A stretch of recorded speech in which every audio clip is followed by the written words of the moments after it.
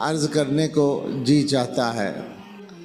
اگر ہم اس طرح بات کریں کہ مسلمان جو ہم سب ہیں الحمدللہ، مسلمان ہونے کی حیثیت سے ہمارے سامنے بنیادی مسئلے دو ہو سکتے ہیں۔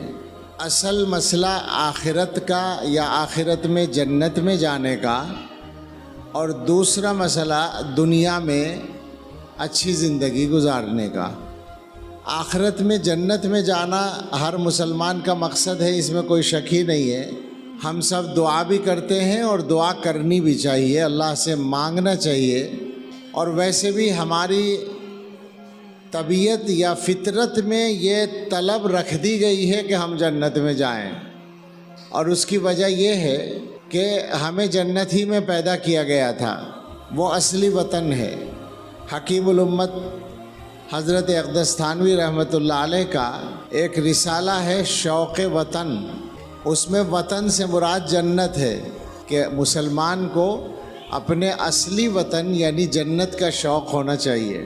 اور آج کل تو ایک سائنسداں ہے ایلس سلور، جو عصری تعلیم یافتہ لوگ ہیں، انہوں نے اس کی کچھ چیزیں پڑھی ہوں گی۔ وہ ملحد ہے عام سائنسدانوں کی طرح، مگر اس نے جو اپنے ریسرچ پیپر شائع کیے ہیں، اس کی 2-3 ریسرچ ہیں، اس کا خاص موضوع ارتھ اور زمین اور انسان ہے۔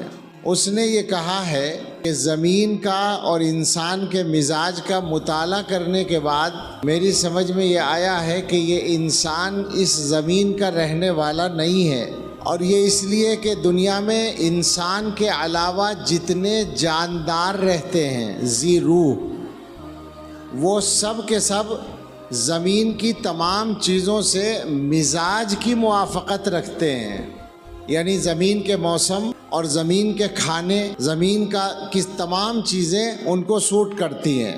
سارے جانور جو بھی چیز کھاتے ہیں وہ ویسے ہی کھا لیتے ہیں جیسے پیدا ہوتی ہے، اس میں اپنی طرف سے کوئی پروسیس نہیں کرتے، وہ کچھ نہیں کرتے، بس فطری طور پر جیسے پیدا ہوا ویسے کھا لیتے ہیں۔ اناج کھانے والے جانور اناج کھا لیتے ہیں، پتا کھانے والے جانور پتا کھا لیتے ہیں، گوشت کھانے والے جانور گوشت کھا لیتے ہیں، ویسے ہی کچا کچھ نہیں کرتے، وہ ان کو ہضم ہو جاتا ہے۔ انسان کا معاملہ یہ ہے کہ اس کو کچھ بھی کھانا ہے تو یہ اس کو اپنے مزاج کے مطابق بنا کے کھاتا ہے۔ گوشت کھائے گا تو اس کو پکائے گا، مسالے ڈالے گا، ذائقہ بنائے گا، سبزی بنائے گا، سبزی کھائے گا تو کاٹے گا اور اس کو اپنے مزاج کے مطابق بنائے گا۔ کوئی اناج کھائے گا تو اس کو بھی پیسے گا اور آٹا بنائے گا یا کچھ اور کرے گا اور کھائے گا۔ تو کوئی بھی غذا سیدھے اس کو سوٹ نہیں کرتی۔ اسی طرح موسموں کا مسئلہ ہے کہ دنیا کے موسم سارے جانوروں کو ٹھیک لگتے ہیں، کوئی جانور بارش سے بچنے کے لیے کوئی اہتمام نہیں کرتا، بھیگنا پڑ جائے تو وہ بھیگ لیتا ہے اور بھیگنے سے اس کو کوئی نقصان نہیں ہوتا۔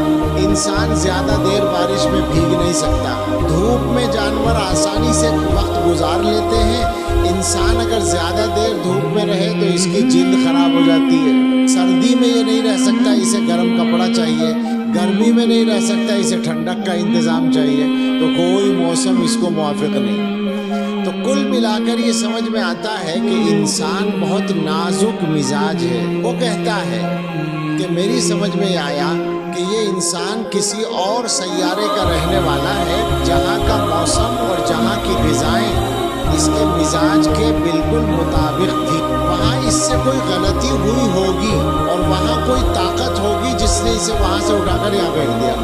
ملحد ہے وہ، مذہب مخالف ہے، اللہ کا نام نہیں لے رہا، جنت کا نام نہیں لے رہا، لیکن ساری بات وہی کہہ رہا ہے جو ہم 1400 سال پہلے سے جانتے ہیں، جو 1400 سال پہلے مسلمانوں کو بتا دی گئی ہے کہ جنت میں پیدا ہوئے تھے۔ میں نے تو یہ ساری تفصیل اخبار میں پڑھی اردو میں، اور جب پڑھی تو قرآن کریم کی آیت یاد آئی۔ اللہ تعالیٰ نے حضرت آدم علیہ السلام کو جنت کی نعمتوں پر متوجہ کرنے کے لیے فرمایا تھا، إِنَّ لَكَ أَلَّا تَجُوعَ فِيهَا وَلَا تَعْرَىٰ وَأَنَّكَ لَا تَظْمَأُ فِيهَا وَلَا تَضْحَىٰ۔ جنت میں آپ کو یہ نعمت حاصل ہے کہ نہ بھوک کا مسئلہ ہے، نہ پیاس کا مسئلہ ہے، نہ دھوپ کا مسئلہ ہے، نہ لباس کا مسئلہ ہے۔ وہ ساری باتیں اللہ تعالیٰ نے قرآن کریم میں فرما رکھی ہیں۔ ایک بات اس نے اور لکھی ہے، وہ عجیب بات ہے۔ اس نے کہا کہ میرا اندازہ یہ بھی ہے کہ انسان کو اس زمین پر آئے ہوئے بہت لمبا عرصہ نہیں گزرا، اگر اس کو لاکھوں سال ہو گئے ہوتے تو یہ یہاں کی چیزوں کو اپنے مزاج کے مطابق بنا چکا ہوتا، مگر ابھی تک پوری طرح کامیاب نہیں ہوا۔ اس سے لگتا ہے کہ زیادہ لمبا وقفہ نہیں گزرا، چند ہزار سال ہی گزرے ہوں گے۔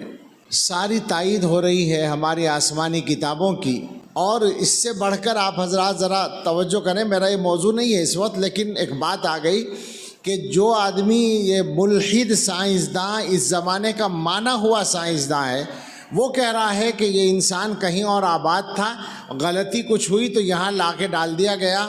اس کا مطلب یہ ہے کہ انسان ہی تھا، بندر نہیں تھا۔ ڈارون کا نظریہ غلط، آپ سمجھ رہے ہیں نا؟ اس کی کوئی تردید ابھی تک نہیں آئی ہے، وہ نظریہ ماننے والوں کی طرف سے بھی کوئی تردید نہیں آئی جو کوئی کہتا کہ صاحب ایسا کیسے ہو سکتا ہے، انسان تو یہاں پہلے کسی شکل میں تھا، پھر کسی شکل میں آیا، پھر ترقی کر کے انسان بنا۔ کوئی نہیں کہہ رہا، خاموش ہے سب۔ مذہب کہتا ہے کہ انسان کو انسان ہی بنایا گیا تھا، اور جو انسان اول تھا وہ پیغمبر اول بھی تھا جس کو دنیا میں بھیجا گیا تھا۔ یہ ساری بات ہمارے موضوع سے تھوڑی سی دور ہے۔ ہم تو یہ کہنا چاہتے تھے کہ جنت ہمارا اصلی وطن ہے، جہاں جانا ہم سب کا شوق بھی ہے، ہماری ضرورت بھی ہے، ہمارا مقصد بھی ہے، ہماری منزل بھی ہے۔ اللہ ہمیں سب کو پہنچائے۔